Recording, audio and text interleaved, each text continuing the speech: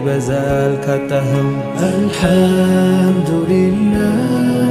አልሐምዱሊላህ ምስጋና ላንተ ይሁን ያ አላህ። አልሐምዱሊላህ አልሐምዱሊላህ ምስጋና ላንተ ይሁን ያ መውላ። አሰላሙ አለይኩም ወራህመቱላሂ ወበረካቱ። ውድ ላይ የተከበራችሁ የካይዶ ኤንድ ሜሪ ቻናል ቤተሰቦች እንዴት ናችሁልን? እኛ በጣም ደህና ነን አልሐምዱሊላህ። ከሰሞኑን እንግዲህ ጠፍተን ነበረ። ዛሬ ብቅ ብያለሁ ማለት ነው። መሬም ምን ሆና ነው የጠፋችሁ እያላችሁ አንዳንዶቻችሁ ጥያቄ ሆነባችሁ አላችሁ። አንዳንዶቻችሁ ደግሞ ያው እንግዲህ የመጥፋቴ ምክንያት የምታውቋላችሁ ማለት ነው። ዛሬ ደግሞ ምን ሆነ እንደጠፋሁኝ ላሳውቃችሁ ነው ማለት ነው የመጣሁት።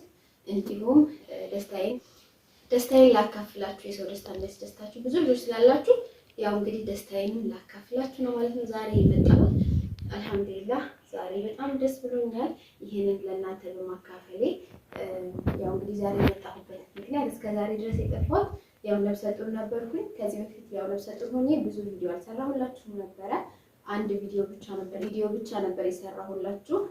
በዛ ቪዲዮ ደግሞ ነፍሰ ጡር መሆኔን አይታችሁ ብዙ ልጆች አላችሁ ዱዓ ያደረጋችሁልኝ። አልሐምዱሊላህ ደግሞ ዱዓችሁ መቅቡል ሆኖ ዛሬ ደግሞ ወልጄ ታርሼ በአዲስ ቪዲዮ መጥቻለሁ ማለት ነው። አልሐምዱሊላህ የሁለት ልጆች እናት ሆኛለሁ ማለት ነው። አሁን ደግሞ የሴት ልጅ እናት ሆኛለሁ ማለት ነው።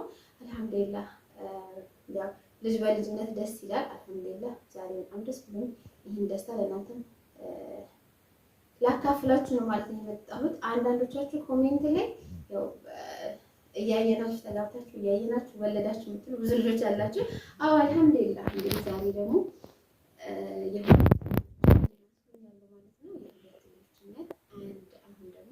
የሴት ልጅ እናት ማለት ነው። የወንድና የሴት ልጆች እናት ሆኛለሁ ማለት ነው። አልሐምዱሊላህ ይህ ትልቅ ኒዕማ ነው። እዚህ ዱንያ ላይ ካለ ትልቅ ስጦታ ትልቁ ልጅ ነው ማለት ነው። አልሐምዱሊላህ ልጆችና በመሆኔ በጣም በጣም በጣም ደስተኛ ነኝ። ልጅ በልጅነት ነው እንግዲህ እናንተም ያልወለዳችሁ ወለዱ ልታደርጉ ያላገባችሁ ደግሞ ጥሩን ዘውጅ አላህ ይስጣችሁ፣ አላህ ይፍቃችሁ ማለት ነው።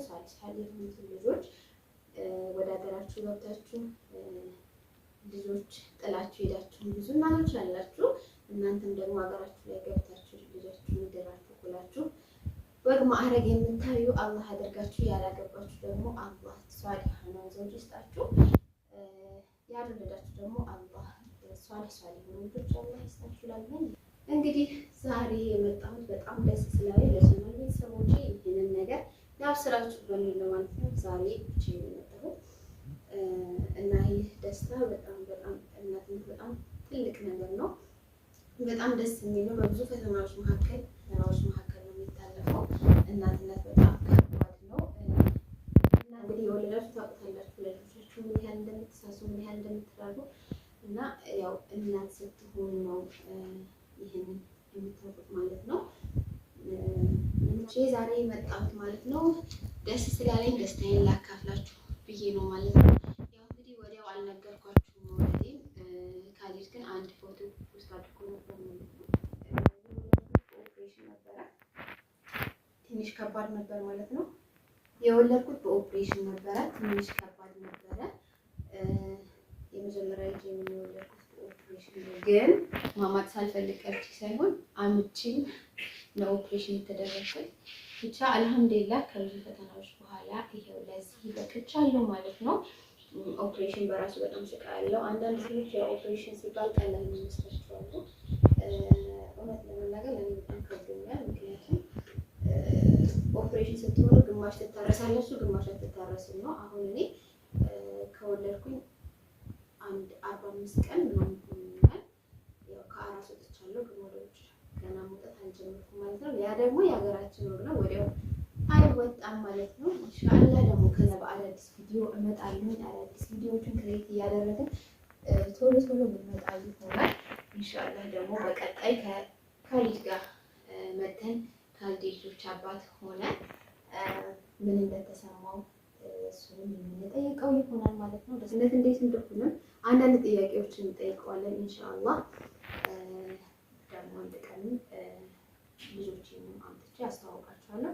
ኮሜንት ላይ አስተዋውቂ የምትሉ አሳዩኝ የምትሉ ኮሜንት ላይ ጻፉልኝ፣ አሳያችኋለሁ። ልጆችን ማስተዋወቃችኋለሁ ማለት ነው። ኢንሻአላህ በተደጋጋሚ ቪዲዮዎችን እየሰራሁኝ ከዚህ በኋላ እንመጣለን ይሆናል ማለት ነው። አልጠፋም። ያው እንግዲህ እንደምታውቁት ያው ስራችንም እንደቀጠለ ነው። እስካሁን ተኝቼ ነበረ። ካል ያው እያስተናገዳችሁ ያላችሁ ልጆች አላችሁ። እኔ በመተኛትም የዘገየባችሁ እቃችሁ አላችሁ። ኢንሻአላህ ከዚህ በኋላ ደግሞ እቃችሁን የምናስረክባችሁ ይሆናል። አዳዲስ ትዕዛዞችን የምንቀበል ይሆናል ማለት ነው። እንግዲህ ለዛሬ ይዤላችሁ የመጣሁት ቪዲዮ ይህን ይመስል ነበረ። በቀጣይ ቪዲዮ እስከምንገናኝ ወሰላሙ አለይኩም ወራህመቱላሂ ወበረካቱ።